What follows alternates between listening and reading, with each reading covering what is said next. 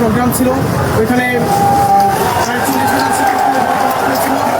সেখানে আত্মপদ আবির্ভাব নিয়ে তারা রাজপথে নেমে মিছিল করেছে। এরপরে আমরা দেখেছি যে মাস ফর আইডেন্টিটি শেষ প্রোগ্রাম শেষ হতে না হতেই খাগড়াছড়ির শরীরপুরে সেখানে মামুন নামে একজন সেটেলার বাঙালি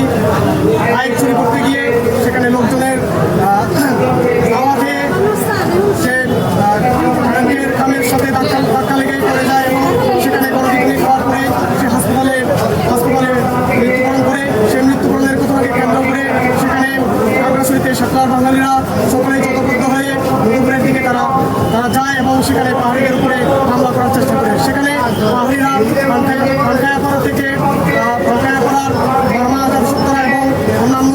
পাহাড় শহরে জোটবদ্ধ হয়ে সেখানে তাদেরকে প্রতিরোধ করে তখন দেখা যায় তারা সেখানে আক্রমণ করতে না পেরে পরবর্তীতে আমরা দেখেছি পুলিশ সামনে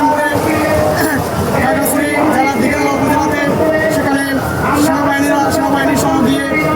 তারা সেখানে পাহাড়িদের ঘরবাড়িতে অগ্নিসংযোগ করে এবং প্রায়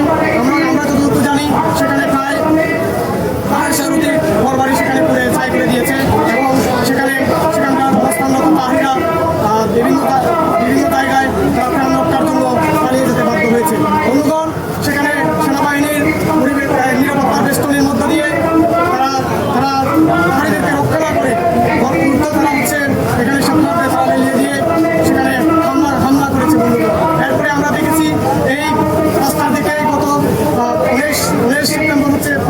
বিকাল 5টার দিকে খাগড়াছড়ির দিকে তারা এই ঘটনা করেছে এবং পরবর্তীতে আমরা দেখি যখন রাত্রে যে গতকাল ধরে রাতে সেটেলার বাঙালিরা খাগড়াছড়ি সহ বিভিন্ন জায়গায় সেখানে হচ্ছে খাগড়াছড়ি নারায়ণকিয়া শরীরপুর এই বিভিন্ন জায়গায় পাহাড়িরা জোটবদ্ধ হয়ে তারা সেখানে অবস্থান করে যাতে সেখানে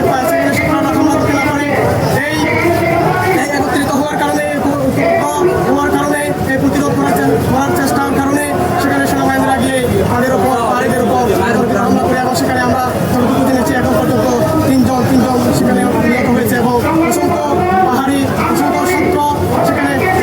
বিশেষ করে এখানে বলতে চাই যে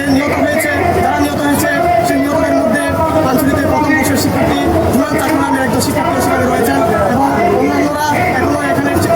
বিভিন্ন হসপিটালে তারা চিকিৎসারত রয়েছেন। বন্ধুগণ, আজকে এই যে দিঘিনালার যে হামলা এবং আজকে যে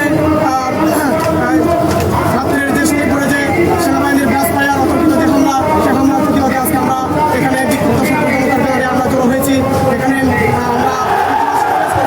আমরা বলতে চাই চট্টগ্রামের যে সমস্যা এটা রাষ্ট্রিক সমস্যা,